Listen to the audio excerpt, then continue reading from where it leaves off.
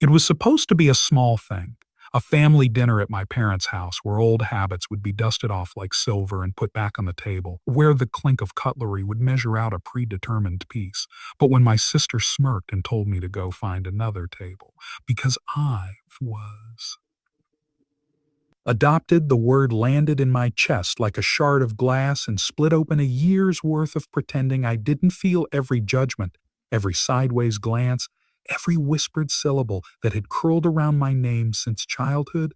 That night, beneath the polite laughter and the roast steam, something ancient and brittle inside me finally buckled. I remember the exact way she said it, careless as if she'd tossed a napkin aside, the way our mother's hand tightened around her wine glass, but her mouth did not move to defend me. The way my father cleared his throat and turned his face toward the window as if outside there might be a country where this didn't hurt. For a moment, the room became a stage where I was both actor and set piece, and the smell of thyme and roasted garlic became a cloak that could not hide how naked I felt. I left the table then, not with a dramatic slam, but with small, deliberate steps, because something in me had learned long ago that disaster rarely announces itself with fireworks. It arrives in small, quiet humiliations, each one a pebble in the shoe until walking becomes unbearable. Walking down the side of the house into the yard, I sat on the back steps and let the cool of evening tape the edges of my anger. That first night I vowed nothing obvious. I did not shout, did not call the secret police of the family to expose them. Instead, I began to listen to the silence that followed humiliation, to map the small fissures that led from one slight to the next. The times I had been left out of photographs, the invitations that stopped coming, the little stories about who I really was that were told with a conspiratorial smile at other people's parties. Each recollection placed another grain of sand on the scales of what I would become. Time strangely became my ally. I did not seek vengeance in fits of petulance. I collected it like currency, investing in patience and in self that no one in that house believed I had the right to hold. I studied, worked, and made choices that were quiet rebellions. I learned to read a room and then to rewrite it. I moved cities, not away from them, but toward versions of myself that my sister had not been assigned the authority to deride. I built a life that was not loud, but not timid either. A job that asked questions and rewarded stubborn competence. Friendships that taught me how to be seen and still keep my own life. A small apartment that smelled of books and citrus and was proof I could order my own furniture and invite people who did not know the old rules. When my sister's comment resurfaced, months or years later, as an anxious dream or the sudden ache of a song from our youth, I did not relive it the way I had the first night. Instead, I visited it like one might revisit an old wound with antiseptic and careful hands. I learned to speak to my past without letting it speak over me. This inner rearrangement, the steady accumulation of dignity, is often mistaken for passivity by people who equate action with noise, and in that misreading lay my advantage. Revenge, as I eventually discovered, is most devastating when it is surgical rather than theatrical. It thrives on precision, on the quiet excavation of truth until the lies cannot stand. So I set about gathering, not to hurt out of malice, but to make sure that when the moment came in which the family's narrative attempted to frame me as the outsider, I would have more than feelings to present. I would have facts. I tracked small things at first, old receipts, faded letters, the way my sister's stories about our childhood never quite matched the dates stamped on old photographs. I listened to the cadence of stories at family gatherings and noticed that people's recollections were soft for a reason, useful for keeping someone at the edge of the table. I befriended an elderly neighbor who had an astonishing memory for faces and events, and who remembered the hospital where my adoption had been processed, and the name of the midwife who'd smiled too kindly at my mother during a difficult pregnancy. I found an old friend from my childhood, a boy who had once shared secret jokes with me and who had kept a box of our drawings. He confirmed, with the kind of detail that is immune to family mythology, the truth of my early years. Each discovery was a thread. Threads do not seem powerful until enough have been woven into something like fabric. By the time I returned home for another family gathering, this one socially framed as a celebration of my father's retirement, complete with a cake and a collage of photographs that spanned 6 decades. I had prepared not merely to be seen, but to alter the frame through which I was seen. I knew I could have stormed in and demanded apology. Instead, I wrote a speech, not an accusation, but a story that would hold up a mirror to more than one face at once. I prepared documents, old newspaper clippings, candids that showed things my family had edited from memory, and perhaps most importantly, a quiet confidence that made meeting my sister's eyes less like a gamble and more like a reckoning. The night of the party, the house was buzzing with the usual contrivances of pride and ritual. My sister, radiant in a dress she knew would be admired, greeted me with the coolness of someone who believes decorum shields character. Our mother fluttered between groups, the practiced hostess, and my father, the man whose silence once felt like abandonment, moved through his guests with the weary bonhomie of a man who has spent a life avoiding fracture. I stood at the edge of that room, like a tide waiting for a lunar cue. When I finally spoke, I did not rise as if to address, but I rose as if to complete something long unfinished. I told a story, beginning at the back steps where I'd first cried and threading through the years of absence with a voice that refused to be small. I described not only how hurtful words had been, but also how those words had become policies enacted by my family, which relatives had been invited to certain functions and not others, which names had been left off lists. The ways in which being the adopted one had been used as shorthand for being unreliable or unworthy. I did not shout. My words were precise, catalogued, like stones arranged to reveal a pattern. I produced a photograph they had never shown, me as a toddler, held not by my adoptive parents, but by an older woman in a hospital apron, a face that none of them had claimed publicly, a face whose identity I had traced back through registries and kindnesses. Then I read aloud a letter, yellowed with age, in which my father had written about the sacrifices he'd been forced to make, lines about fear and shame that betrayed a vulnerability he had never allowed us to see. The letter revealed why, for years, our family had folded around secrets and chosen shame as a mantle rather than truth as a light. When the day's polite mask slipped, it revealed not a single villain, but a complicated web. My sister's cruelty was real, but also shaped by her own fears and injuries. My mother's silence was not simple neglect, but the product of a woman terrified to lose social standing. My father's reticence, framed for decades as taciturness, was a trembling fear of being judged. The shock in the room was immediate and then messy. My sister's smile faltered. A group of cousins shifted as if on a boat. Some people tried to staunch the leak with jokes, but jokes felt brittle. My sister rushed to cut me off, a reflexive gesture of someone who'd been trained to dominate the narrative, to tell the story before anyone else could. She tried to say, in that defensive, rehearsed way, that I had always been dramatic, that I was making mountains of molehills. I let her speak as long as she needed to, because part of this revenge was to grant her the space to show who she was when not performing care. She accused me of inventing injuries for attention, of weaponizing adoption like a badge. She said, and said it loud enough for the cousins who had never been there to believe, that she had always protected the family. At that moment, the people who had been weaving our family myths were finally honest enough to begin tugging at the threads. Then I released the piece that was always the turning point. I played a recording, a voice memo taken years earlier from a conversation my sister had with her then best friend, in which she described me as a stain and laughed about steering a certain part of the family's inheritance away from me. The audio was worse than anything I could have paraphrased, not because the words were particularly cruel, but because the laughter that followed them turned cruelty into entertainment. I watched as faces paled and eyes narrowed. My sister's cheeks flushed and drained. She tried to claim the recording was taken out of context, that people rearrange memories and voices like clay. But context is also made of details I had gathered. Dates, receipts, corroborations coalesced into a narrative that had weight. My mother, who had been near tears from the moment I began, finally spoke. Her voice was small, a cracked bell that trembled when she apologized to no one at first, then apologized to me. She said she had been ashamed of how little she understood the world outside their world, and that she had followed whatever seemed easiest instead of what was right. My father, who had been the last to move, the last to speak, now reached for my hand across the table. For a man who had once treated silence like safety, this admission was a landslide.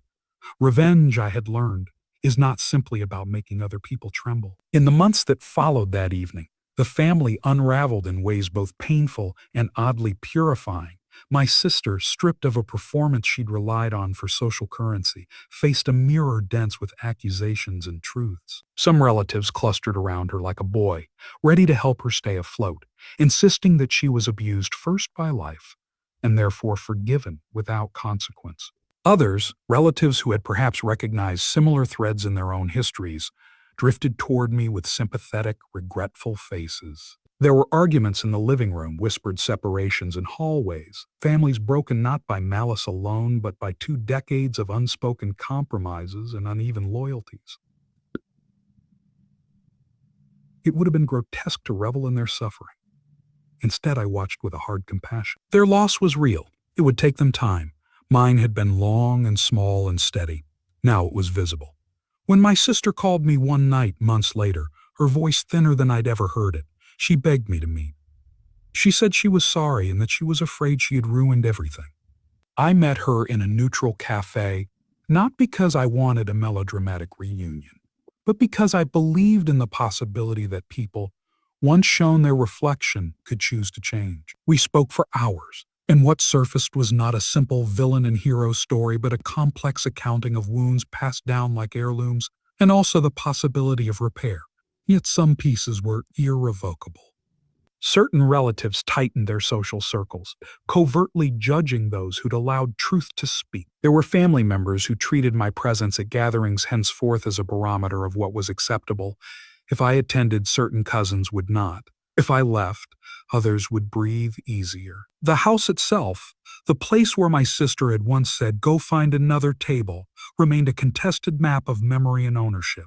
Legal wranglings emerged unexpectedly. The lawyers, the cold, efficient machinery of adult consequences, rearranged our relationships into contracts and letters. I could have tried to win every battle. Instead, I picked the ones that mattered, refusing to be consumed by a war that would have left us all casualties. One of the ironies I had to accept was that revenge that seeks only retribution often leaves the revenger as lonely as the person they punished. So my strategy remained.